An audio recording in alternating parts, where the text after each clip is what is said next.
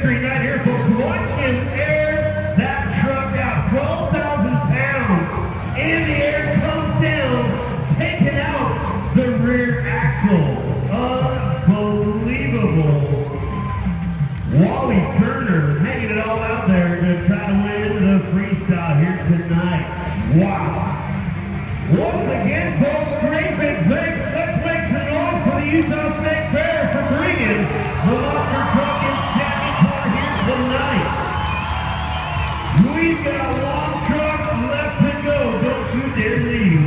We're going big before we go home.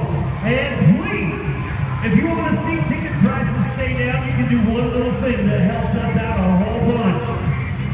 Just gather up whatever trash that you brought in or whatever you produced while you were here.